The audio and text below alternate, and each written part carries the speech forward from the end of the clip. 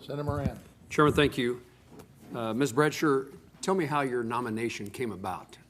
What happened at the Department of Veterans Affairs? What was the secretary? What was the process by which you were chosen to be the nominee? Senator Deputy Secretary Remy had let the secretary know that he was looking to move on, and so the secretary asked me if I would be interested in serving, and I told him yes, and then the White House worked it from there. Pretty straightforward. Let me ask a couple of process questions. If you are confirmed, do you agree to testify before this committee and our counterpart committees in the House, whenever you are asked to testify? Yes, Senator.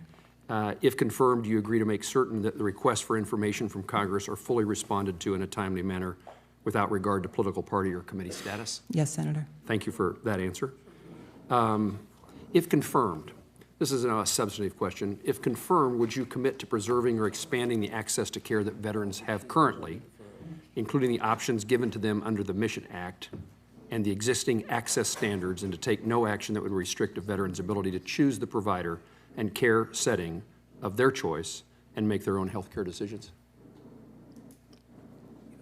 Yes, Senator. If confirmed, I will definitely look into being able to expand the care for our veterans as much as possible. I want to highlight I'm not trying to trick you into answering a question differently than you want to answer it, but I'm trying to make certain that you have an appreciation for the value of the Mission Act and its ability to serve veterans in rural and other circumstances, special need care. And so the crux of that question I'll ask in this way. I want to make certain that you will work to preserving and expanding the access to that care under the Mission Act. Yes, Senator, I will. Thank you. And is there anything that, let me do one more. If you were confirmed, this is important. I often hear I bring a complaint or concern to the Department of Veterans Affairs, and I get an answer that's certainly pleasing to me. There's a problem will be solved, something that's being incorrectly handled at home or someplace else across the country is occurring. Policy doesn't work well. The VA, the leadership offices here tell me that it's been corrected. I then discover that that communication apparently hasn't occurred back to the state of Kansas or to the local VA hospital. So I would indicate that there's a significant opportunity for the VA to make certain that the decisions it makes here in Washington, D.C., which I hope are informed by input from those at home, but once the decision is made, a correction has occurred, that the folks at the local community health clinic, the folks at the VA hospital, that they then, and the folks in the benefit world, that they then conduct themselves based upon the policies that I've been told are corrections that they've been made. So if confirmed, how would you help break down the silos between the VA central office in Washington, D.C. and VA entities across the country to make certain that the directives from program offices and leadership officials are responsive to the needs of and faithfully executed by the field staff?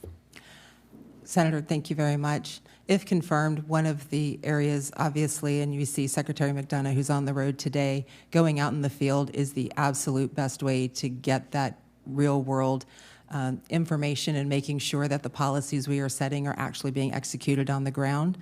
Obviously, we can't get to everything immediately. So one other way that I want to break down the silos is similar to what I've done as Chief of Staff, and that is I have taken all the chiefs across the administrations and the directorates, and we meet weekly to have conversations to make sure that implementation, best practices, any issues that we're able to handle at the lowest level possible. I want to replicate that same platform across the deputies and being able to ensure that we're getting that information down. But relying and having an open door for you, for our staff, and for our leadership to make sure that we stay that communication piece. It is definitely a challenge with 427,000, but it has worked so far with the chiefs. I'd like to try it also with the deputies.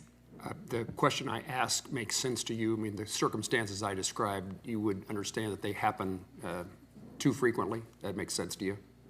Yeah.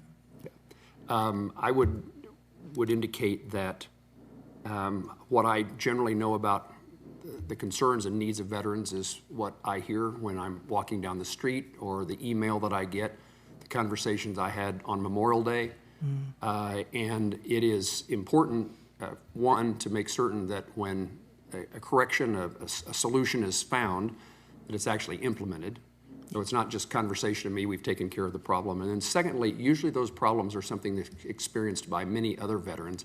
It's not an isolated, in many instances, it's not an isolated instance, and we need to make certain that the rest of the VA across the country is complying with the fix. Again, that makes sense to you? Yes, Senator, it does. Thank you, ma'am. Thank you.